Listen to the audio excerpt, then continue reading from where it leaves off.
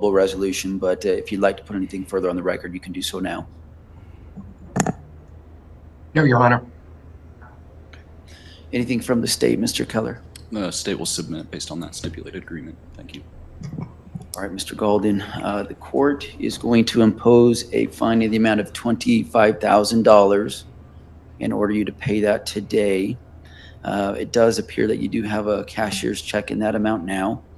And so based upon the stipulation between the state of Utah and Mr. Galden, the court will reduce his 4 felony counts on the identity fraud and the forgery down one step to Class A misdemeanors pursuant to Utah Code 76-3-402, and your case will close. Now, the reason that the court is willing to sentence you to just the fine and then closing the case, Mr. Galden, is because it's been represented to me that there is a global resolution between federal prosecutors and state prosecutors whereby you will be serving a substantial amount of time in federal prison, apparently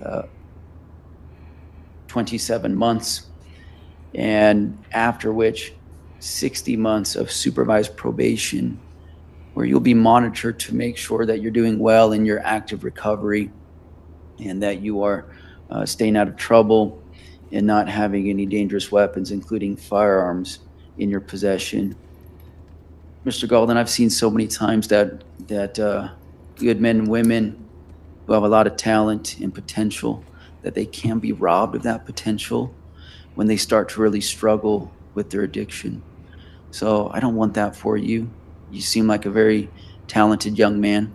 I'm hoping in your future that once you're done with your federal prison time, that you can be really successful on federal probation and have a really bright future where you can reach your full potential in every aspect of your life. Best of luck to you, Mr. Galden. Thank you. Thank you, Your Honor. That's all I have, if I could Okay. excuse. You may. Thank you. Thanks. Thank you, Judge. Thank you all. Thank you, Your Honor. And thank you for letting us appear virtually. Yo, it's Big Ant, the spokesman, man. We back. Another edition of Urban Politicians TV, UPTV. Make sure you stay on your pivot at all times, man. Had to come tap in as it was breaking news in the rap game today that Youngboy was officially sentenced to 27 months in federal prison and to serve 5 years of supervised release after that. And I had a links in the description, and we're going to get into the write-up in just a second from ABC4 News out of Utah where they did this case. And this is a different type of situation here because he got caught up in the prescription ring that we saw break into the news earlier this year. He was making phone calls and things of that nature, getting prescription drugs, had a whole ring going on and things like that. But he also was already fighting federal charges in Louisiana for guns at a video shoot from years prior. Well, what they decided to do, to my understanding, is combine this all in one and ship the charges up to Utah between the states and the feds. And I'm hearing this is a rare thing that doesn't happen very often here. And Youngboy most definitely got to thank his lawyer, because one day in jail, one day in prison is too much time.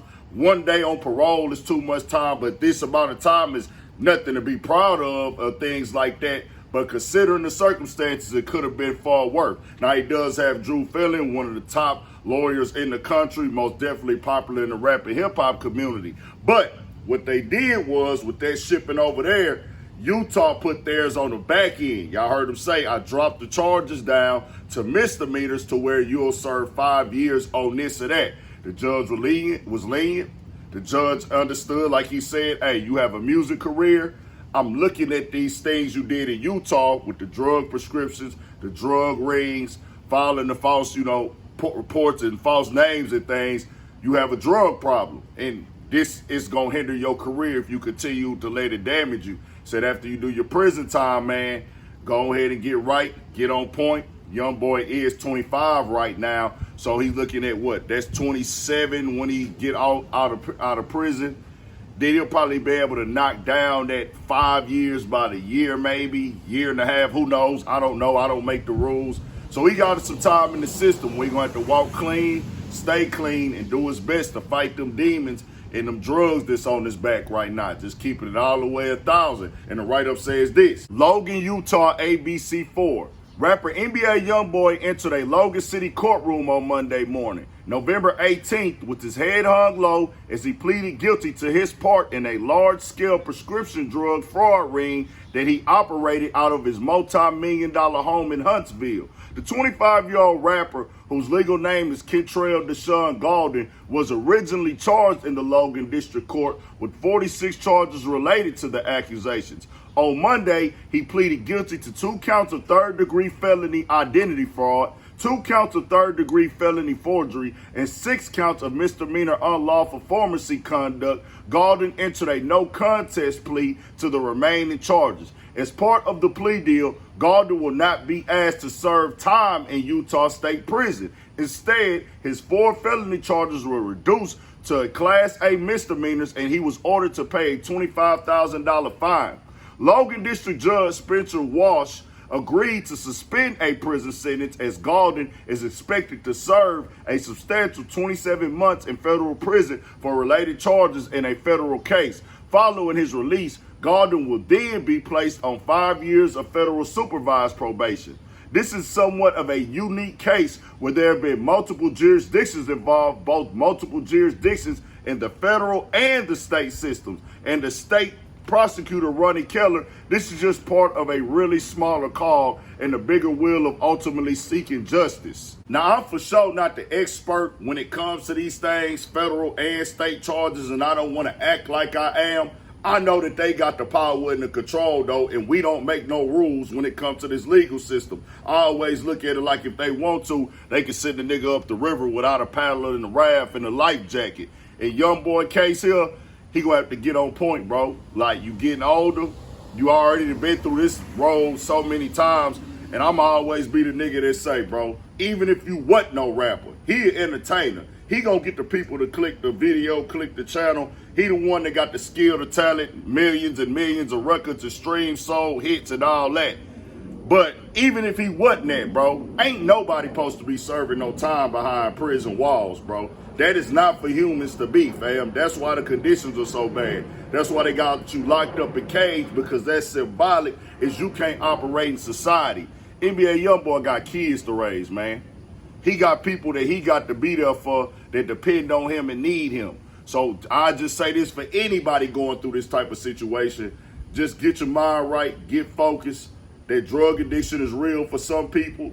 They have an addictive personality in them, and they become physically addicted to these drugs. They feel, hey, man, I don't care if I'm a millionaire, nigga. I don't care if I'm super rich. I want to get high. I don't care what y'all say or how y'all feel. And I understand that now myself more that I'm older, because I've seen how it works now more. Back in the day, I just always thought, oh, they just want to get high. But now I really see, for certain people, they really do get into a mindset where they use the drugs as to ease pain, and then they become addicted to these drugs, and they have a mental problem that, hey, I need these at all times, no matter what the risk is. And him being financially successful, he can afford to do these type of things, to put a raid together and call up the pharmacies, have somebody pick it up for him or go pick it up himself or anything of that nature, because he not strung out on the streets and broke and things of that nature.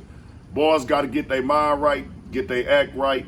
This system got too many people in it, people that's entertainers, that's from our culture and our community, people that's not entertainers, regular everyday people. But we know what the end result is. You walking out that courtroom in that jumpsuit, you being separated from your family, bro. That ain't what we put on this earth for, dog. We got to raise the next generation, the kids and everything of the sort. If you out here getting your paper to put food on the table, things like that, that's understandable, right? Nigga can't put no food on your table. I'm talking about the crashing out. I'm talking about just jumping out here, doing some stuff you know, and committing to a lifestyle that you know. Of like, hey, nigga, I'm just crashing, doing this, doing that, beefing, drama, all these other things. Why do that to yourself, bro? Because you know the end results. Once you get older, you're gonna just say to yourself, man, it's what ain't worth it, dog. Get your money, stay out the way, stay blessed, man. Stay on your pivot. More videos, all that. 1,000 for shit show. More coming.